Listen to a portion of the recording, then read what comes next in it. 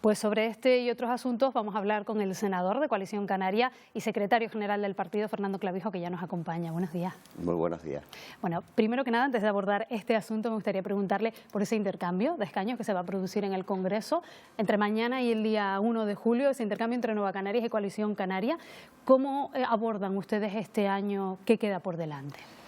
Bueno, yo creo que con ilusión, ¿no? Con la necesidad de que Canarias tenga, con esos dos escaños, el de Anoramas y el de María Fernández, mucho más peso y podamos influir en el contexto político que nos estamos encontrando para beneficiar a Canarias, que ese siempre ha sido nuestro único objetivo.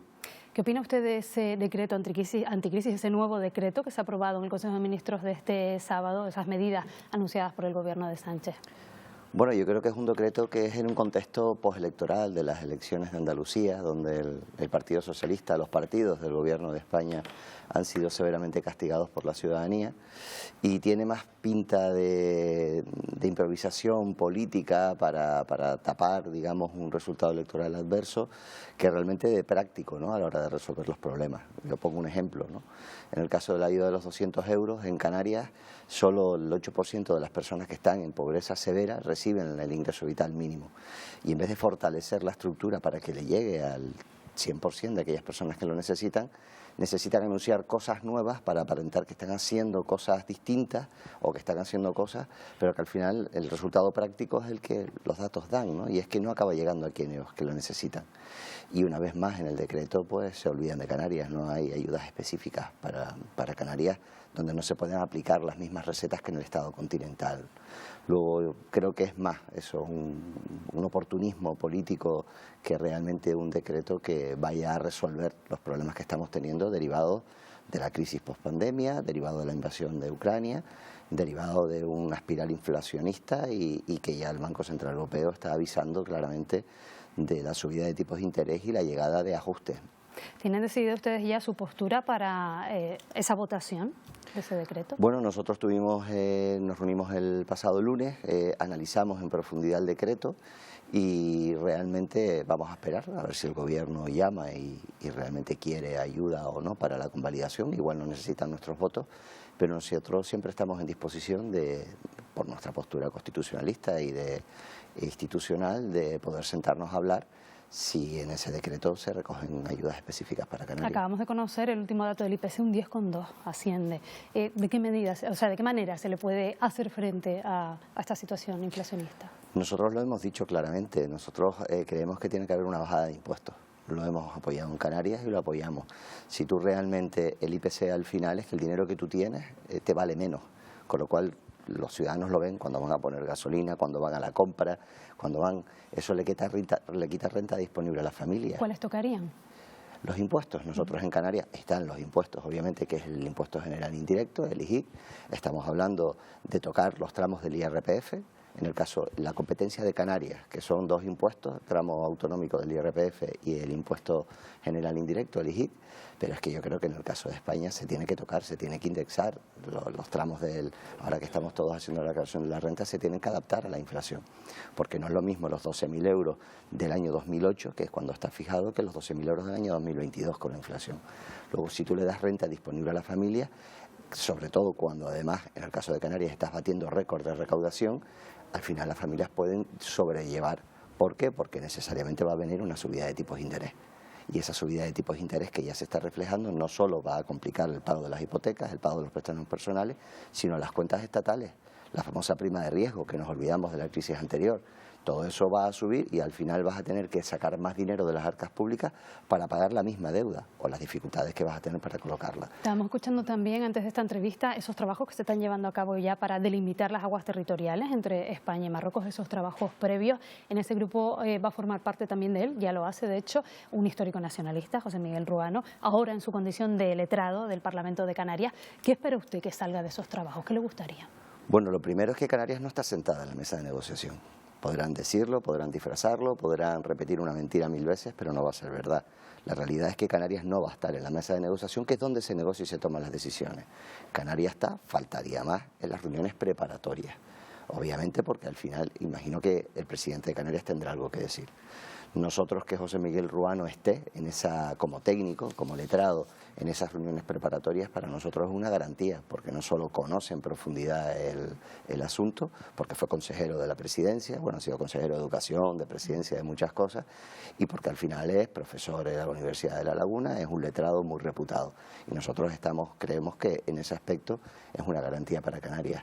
Pero a partir de ahí, esta es una negociación larga y complicada, donde empezamos mal, y empezamos con la mesa, digamos, desequilibrada hacia Marruecos. Los últimos movimientos del gobierno de España, podemos hablar ahora que le va a hacer llegar el gas a través del gasoducto, eso nos va a meter en un problema con Argelia todavía aún más, el reconocimiento y el cambio y el giro del gobierno en cuanto a la postura con el Sáhara, diciendo que lo que creen que es que el Sáhara debe ser una comunidad autónoma de Marruecos. Veíamos ahí que eso, a la hora de delimitar la mediana, escuchábamos a la persona que nos antecedía la palabra, que claro, ya entonces dejarían de ser aguas internacionales o del Sáhara, serían aguas marroquíes, y eso tiene una influencia directa a la hora de definir esa mediana. ¿Cree que influiría en esta cuestión lo ocurrido recientemente en Melilla?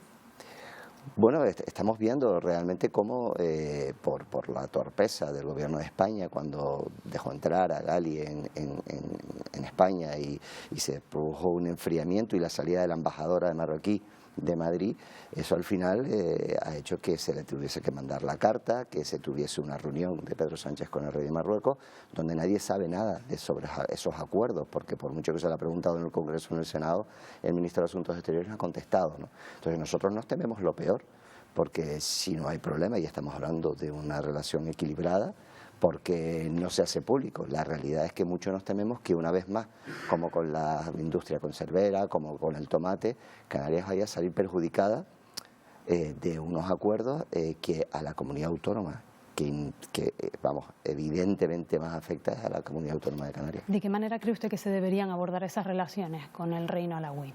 Yo creo que Canarias debe estar en la mesa de negociación. No digo solo en lo que se refiere a la delimitación de las aguas, sino en otras materias, materia migratoria, etcétera. Lo digo porque el presidente Sánchez ha dicho que, bueno, que fruto de esas relaciones se verán los resultados. Bueno, vamos a ver, el ministro de Asuntos Exteriores vino a Canarias y dijo que habían reducido el número de inmigrantes llegados a Canarias cuando se habían duplicado. Es que ya mienten y no se ponen ni colorados. O sea, tú no te puedes fiar de un ministro o de un gobierno que miente descaradamente, ¿no? O cuando dijo que el recibo de la luz, si descontamos el IPC y descontamos, es el mismo que... O sea, es un poco ridículo. El fenómeno migratorio no se va a resolver con Marruecos, porque la costa africana es mucho más grande y hay muchos más países. Luego, tratar de decir eso es, con todos los respetos, es insultar la inteligencia de los canarios y de los españoles. El problema migratorio se tiene que afrontar en los países de origen, y es un fenómeno que va a estar ahí presente porque hay cambio climático, porque hay sequía, porque hay hambrunas, porque hay guerra. Y tratar de hacer ver o justificar un giro, Dios sabe por qué, porque nadie lo sabe, de Pedro Sánchez respecto a la postura con Marruecos y con el Sáhara Occidental, justificarlo en el fenómeno migratorio, yo creo que es indecente. Ese fenómeno se tiene que afrontar con seriedad, cosa que no ha hecho el gobierno de España. Nosotros hemos estado en Lanzarote visitando y llegando pateras con niños y niñas muertas, y el señor Pedro Sánchez tomando el sol en la maleta, y no se ha acercado ni a interesarse por aquellos que han ido o se han tirado al mar a salvar esas vidas. Creo que es un poco frívolo por esa parte decir, y desde luego yo no confío nada en Pedro Sánchez, que bueno, en el futuro se verán los resultados. Nos estamos quedando sin tiempo, pero me gustaría hacerle una pregunta en clave electoral de cara a los próximos comicios de 2023. Hemos conocido algunos nombres de su partido que ya van a concurrir. Héctor Suárez en Telde, La Laguna Jonathan Domínguez. Damos por hecho que usted será candidato de su partido a la presidencia del Gobierno de Canarias. No sé si nos puede confirmar ese particular. Bueno, le puedo confirmar que a lo largo del mes de julio voy a visitar todas las islas y les voy a pedir el apoyo y los avales para la candidatura a la presidencia. Serán los órganos del partido quienes en septiembre tendrán que decidirlo, y serán los compañeros y las compañeras los que tendrán que tomar la decisión de si avalan. Pero sí le puedo confirmar que ya he contactado con todos los secretarios insulares con la finalidad de solicitarles ese apoyo para formar parte de un equipo, porque a diferencia de otros partidos, Coalición Canaria no es un partido de un líder.